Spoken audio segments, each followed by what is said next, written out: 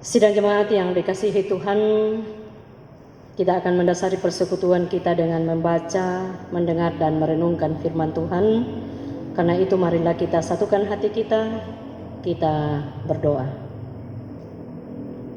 Ya Tuhan Allah, Bapa kami di dalam sorga, Tuhan yang mempunyai hidup dan kehidupan kami. Di tengah-tengah sukacita kami dalam perayaan Paskah pada saat ini, kami akan membaca dan mendengarkan firman-Mu. Tolong dan kuasai kami dengan Roh-Mu yang kudus ya Tuhan. Sucikan hati dan pikiran kami, sehingga firman-Mu kami boleh mengerti, kami boleh melakukan dalam sepanjang hidup kami. Berfirmanlah Tuhan, kami siap mendengar. Di dalam nama Tuhan Yesus, kami berdoa kepada Bapa di sorga. Amin. Bacaan yang pertama yaitu Yeremia 31 ayat 1 sampai 6. Perjanjian baru. Pada waktu itu demikianlah firman Tuhan, Aku akan menjadi Allah segala kaum keluarga Israel, dan mereka akan menjadi umatku. Beginilah firman Tuhan, Ia mendapat kasih karunia di padang gurun, yaitu bangsa yang terluput dari pedang itu. Israel berjalan mencari istirahat bagi dirinya. Dari jauh Tuhan menampakkan diri kepadanya. Aku mengasihi engkau dengan kasih yang kekal. Sebab itu aku melanjutkan kasih setiaku kepadamu. Aku akan membangun engkau kembali sehingga engkau dibangun, hai anak darah Israel. Engkau akan menghiasi dirimu kembali dengan rebana, dan akan tampil dalam tarian orang yang bersukaria. Engkau akan membuat kebun anggur kembali di gunung-gunung Samaria. Ya, orang-orang yang membuatnya akan memetik hasilnya pula. Sungguh akan datang harinya bahwa para penjaga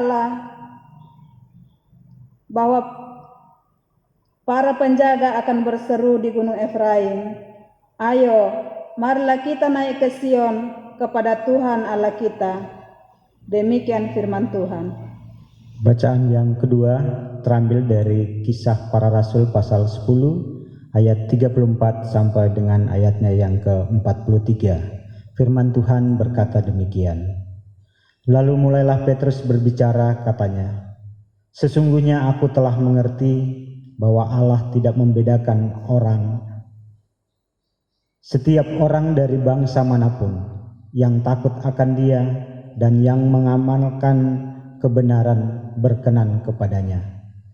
Itulah firman yang Ia suruh sampaikan kepada orang-orang Israel, yaitu firman yang memberitakan damai sejahtera oleh Yesus Kristus yang adalah Tuhan dari semua orang. Kamu tahu tentang segala sesuatu yang terjadi di seluruh tanah Yudea, mulai dari Galilea, sesudah baptisan yang diberitakan oleh Yohanes, yaitu tentang Yesus dari Nazaret. Bagaimana Allah mengurapi Dia dengan Roh Kudus dan kuat kuasa Dia yang berjalan berkeliling sambil berbuat baik dan menyembuhkan semua orang yang dikuasai iblis, sebab Allah menyertai Dia. Dan kami adalah saksi dari segala sesuatu yang diperbuatnya di tanah Yudea maupun di Yerusalem. Dan mereka telah membunuh Dia dan menggantung Dia pada kayu salib. Yesus itu telah dibangkitkan Allah pada hari yang ketiga, dan Allah berkenan bahwa Ia menampakkan diri, bukan kepada seluruh bangsa, tetapi kepada saksi-saksi yang sebelumnya telah ditunjuk oleh Allah, yaitu kepada kami yang telah makan dan minum bersama-sama dengan Dia setelah Ia bangkit dari antara orang mati. Dan Ia telah menugaskan kami memberitakan kepada seluruh bangsa dan bersaksi bahwa Dialah yang ditentukan Allah menjadi hakim atas orang-orang hidup dan orang-orang mati. Tentang Dialah semua nabi bersaksi bahwa barang siapa percaya kepadanya, ia akan mendapat pengampunan dosa oleh karena namanya. Amin. Haleluya. Haleluya.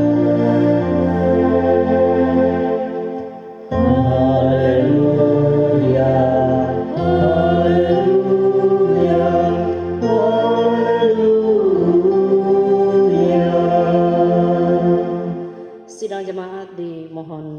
berdiri.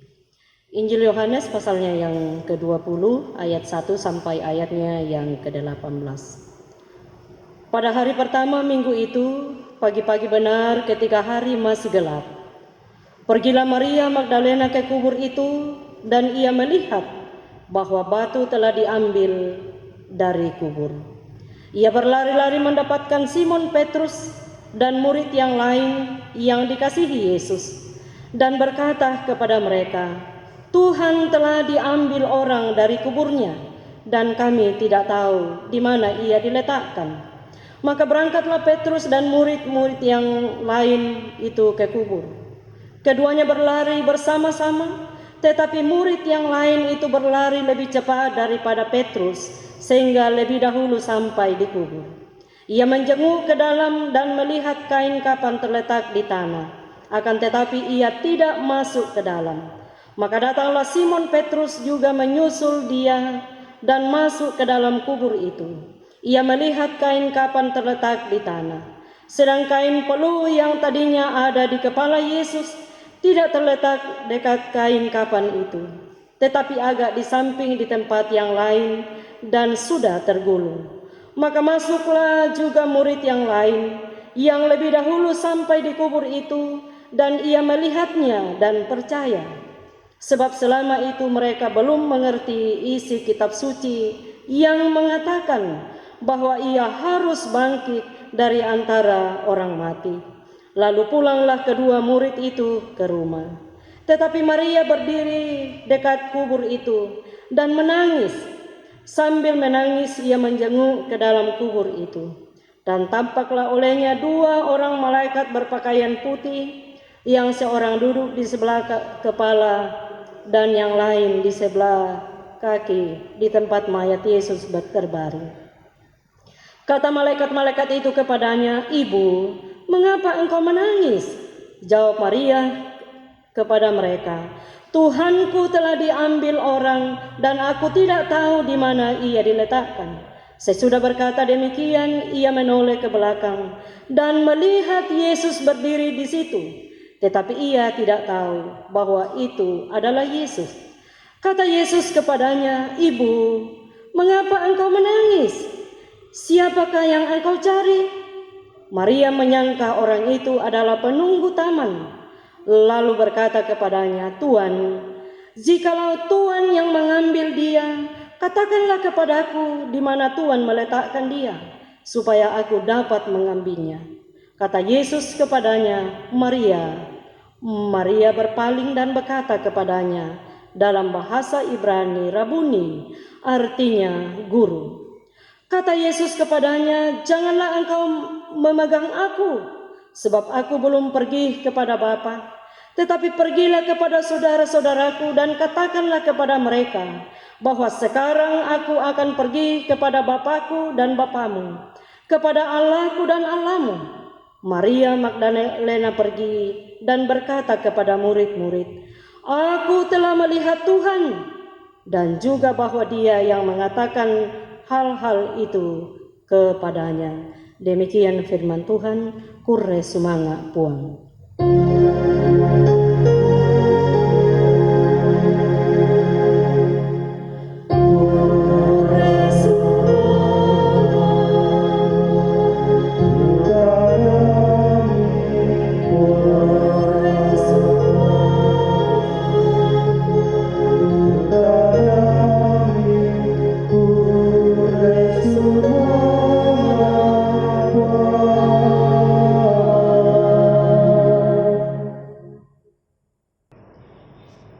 Saudara-saudara yang sepengharapan dalam Yesus Kristus, ada sukacita?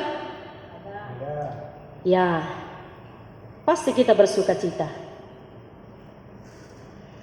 Inilah hari kemenangan, hari sukacita. Mengapa? Dia yang mati bangkit dari antara orang mati. Maut dikalahkan, menjadi pengharapan bagi siapapun yang percaya kepadanya.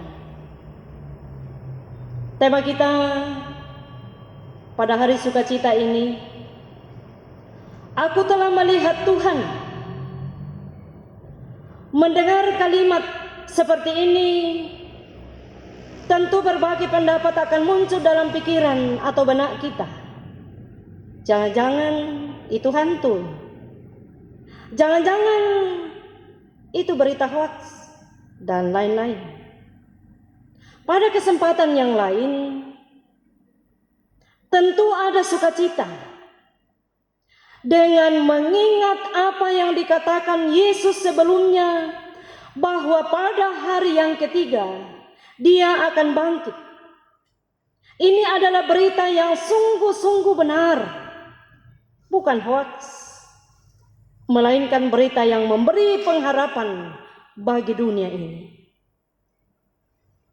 Injil Yohanes 20 ayat 1 sampai ayatnya yang ke-18 yang menjadi bahan utama kita pada saat ini menguraikan peristiwa kebangkitan Yesus sebagaimana disaksikan oleh para murid dan khususnya Maria Magdalena.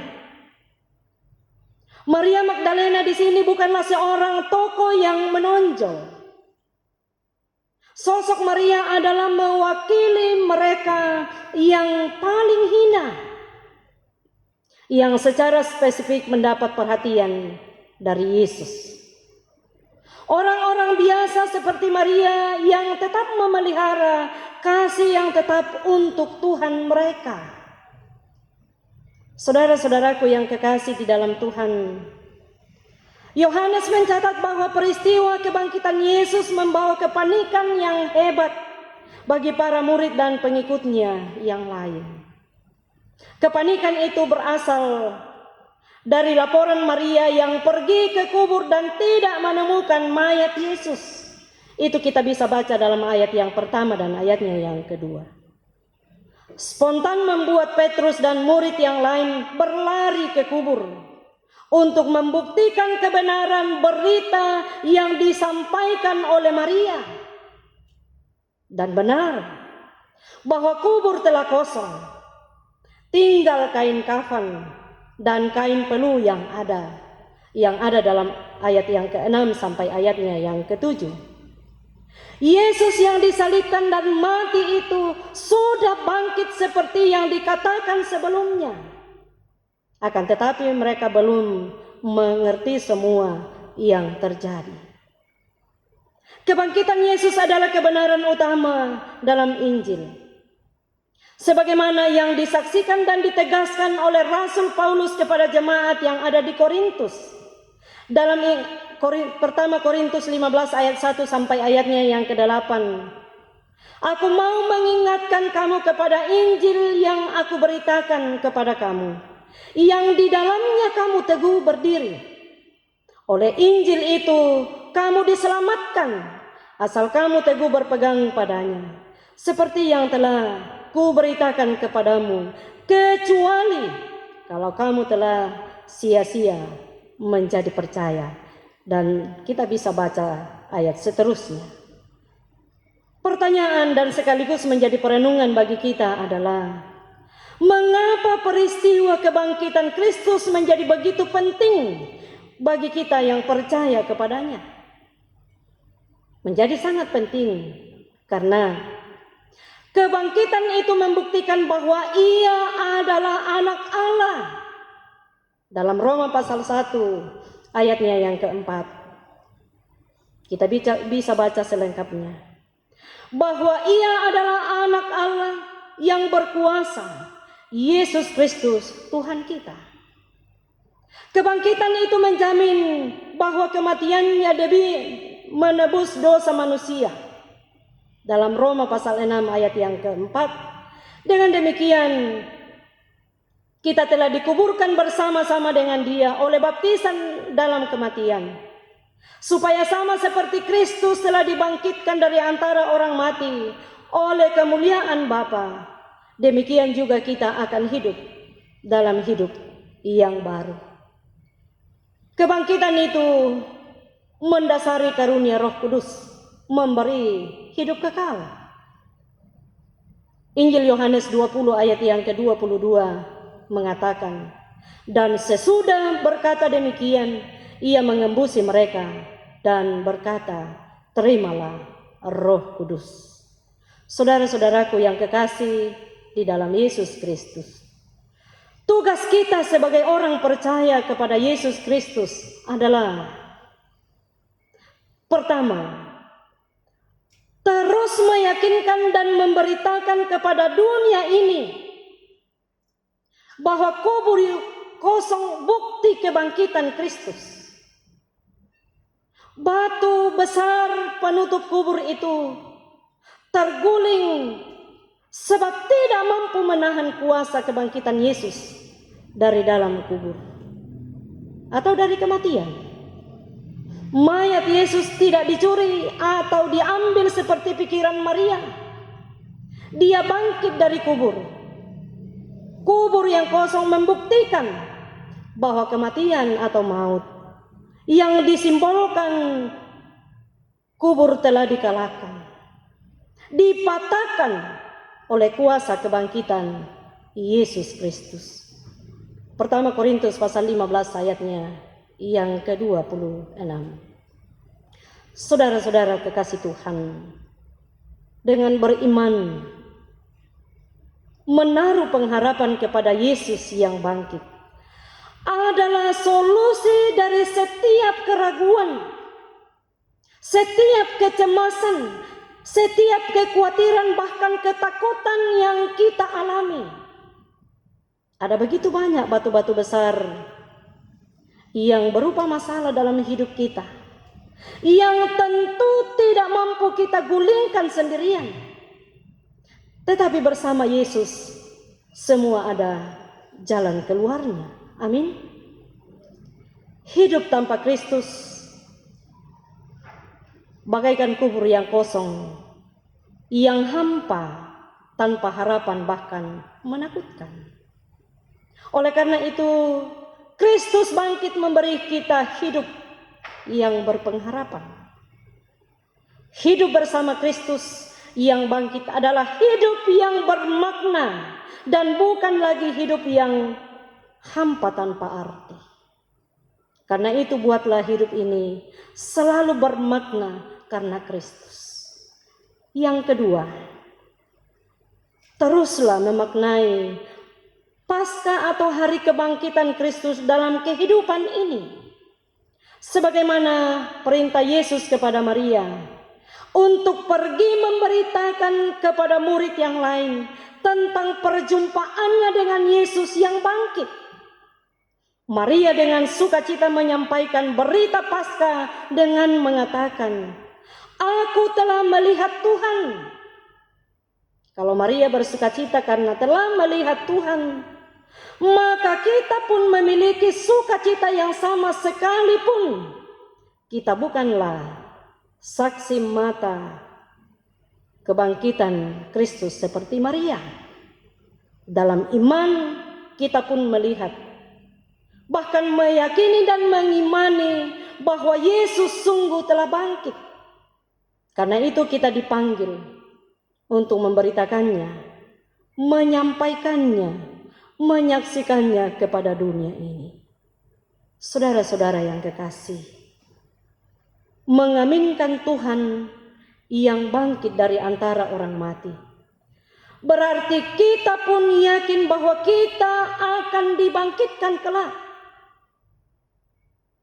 Dalam pertama Korintus pasal 15 ayatnya yang ke-20. Melihat Tuhan yang bangkit dalam hidup kita kini dan di sini adalah merasakan dan mengalami kehadiran dalam seluruh aspek kehidupan kita atau suka duka kehidupan kita.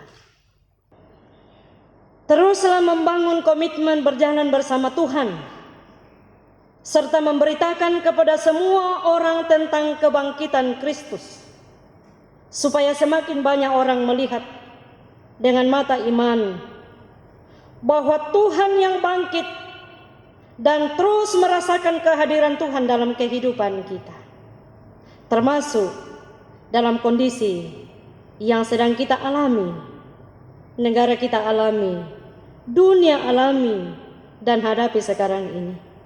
Kita percaya dalam Yesus Kristus yang bangkit itu, wabah ini pasti berlalu. Terpujilah Kristus yang bangkit. Amin. Saudara-saudara yang kekasih dalam Tuhan, kita masuk dalam saat teduh sejenak dan kita terus merenungkan di dalam kehidupan kita, meyakinkan diri kita dan juga orang lain, dan terus memberitakan kepada dunia ini bahwa kubur yang kosong adalah bukti kebangkitan Kristus. Itulah kekuatan dan pengharapan kita. Teruslah memaknai Paskah dalam kehidupan ini dengan membuat hidup kita dari hari ke hari semakin berharga, dan iman kita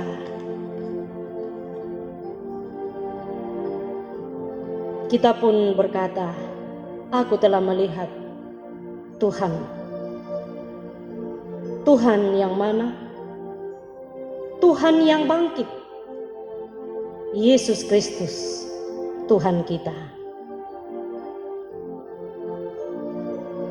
Saudara-saudara,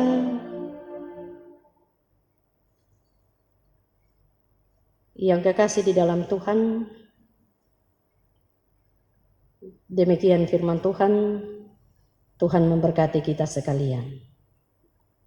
Terpujilah namanya. Amin.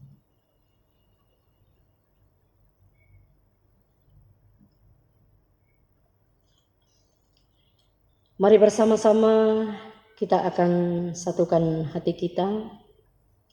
Kita satu di dalam doa syafaat. Kita berdoa. Dengan penuh rasa syukur di hadapan-Mu Tuhan, kami berterima kasih atas tuntunan dan kasih Tuhan yang boleh kami alami dan nikmati bersama di hari yang penuh sukacita ini, hari Paskah, hari kebangkitan Tuhan kami Yesus Kristus. Terima kasih atas firman Tuhan yang sudah kami renungkan bersama. Berkati firman-Mu Tuhan supaya senantiasa hidup dalam hati kami, menjadi pedoman kami, menjadi kekuatan kami.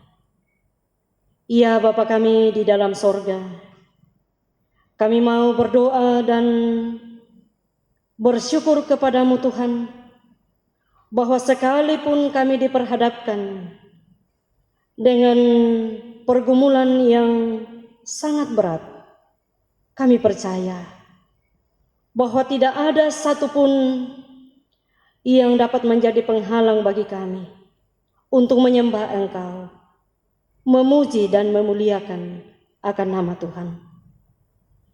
Bapa kami yang ada di dalam sorga, kami mau berdoa kepada-Mu ya Tuhan, bersyukur atas segala berkat-berkat Tuhan yang kami nikmati, kami alami di dalam kehidupan kami masing-masing. Kehidupan sidang jemaat Tuhan, kami juga mau berdoa dan bersyukur kepada-Mu.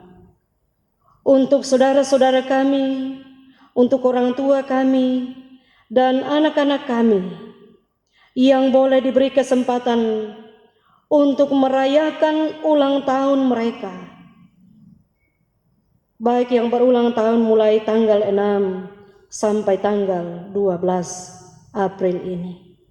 Ada 20 anggota jemaat yang berulang tahun. Kami percaya Tuhan bahwa Engkau menyempurnakan sukacita mereka di dalam kehidupan mereka. Bapa di sorga, kami mau berdoa untuk semua anggota jemaat Moria Palu. Tuhan berkati mereka masing-masing di dalam pergumulan yang dihadapi. Kami berdoa untuk saudara-saudara, orang tua kami yang sedang bergumul karena sakit, baik yang ada di rumah maupun yang ada di rumah sakit. Tuhan, pulihkanlah mereka, sembuhkanlah mereka ya Tuhan. Kami mau berdoa untuk semua pihak, baik itu pemerintah, baik itu pihak swasta, negara dan dunia, yang bersama-sama sedang berupaya menghadapi wabah COVID-19. Tuhan, Engkau berkati kami semuanya. Dan kami percaya Tuhan, bahwa badai ini pasti berlalu. Tuhan senantiasa menyertai dan melindungi kami. Ya Allah Bapa kami di dalam sorga, seluruh hidup dan kehidupan kami percayakan ke dalam tangan-Mu. Ampuni segala dosa dan kesalahan kami Tuhan. Dengarkan kami yang bermohon kepadamu di dalam nama Tuhan Yesus yang sudah mengajar kami berdoa bersama-sama. Bapa kami yang di sorga, dikuduskanlah nama-Mu, datanglah kerajaan-Mu, jadilah kehendak-Mu di bumi seperti di sorga. Berikanlah kami pada hari ini makanan kami yang secukupnya, dan ampunilah kami akan kesalahan kami, seperti kami juga mengampuni orang yang bersalah kepada kami. Dan janganlah membawa kami ke dalam pencobaan, melainkan lepaskanlah kami daripada yang jahat, karena Engkaulah yang mempunyai kerajaan dan kuasa dan kemuliaan sampai selama-lamanya. Amin. Sidang jemaat dimohon untuk bangkit berdiri. Kita memuliakan Tuhan. Hai bangkit bagi Yesus.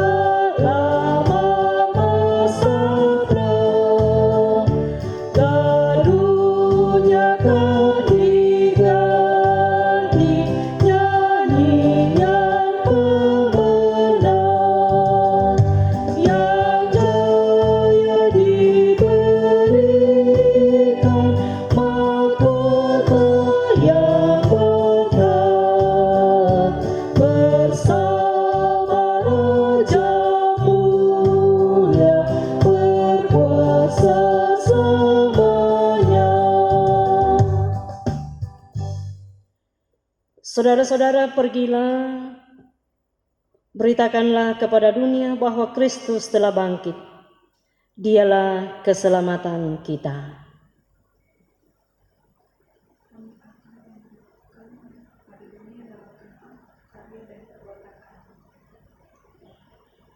Saudara-saudara, arahkanlah hati dan pikiran kamu kepada Tuhan dan terimalah berkat Tuhan. Tuhan memberkati engkau dan melindungi engkau. Tuhan menyinari engkau dengan wajah-Nya dan memberi engkau kasih karunia. Tuhan menghadapkan wajah-Nya kepadamu dan memberi engkau damai sejahtera. Amin. Allah mengutus putranya.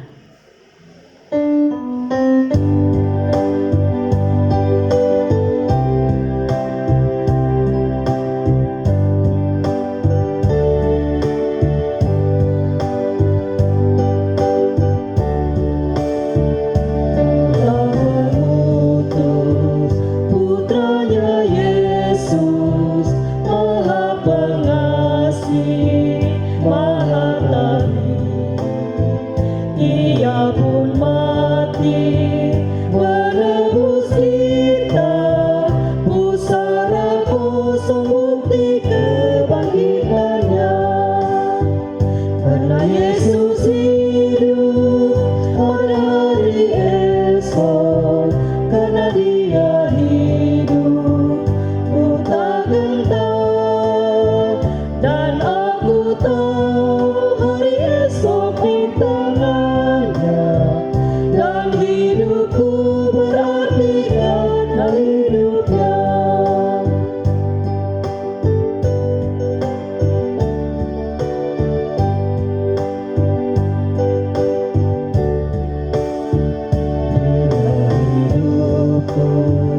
Telah berakhir pula deritaku, bagi taklukan hidup abadi, dan ku disambut oleh Juru Selamatku.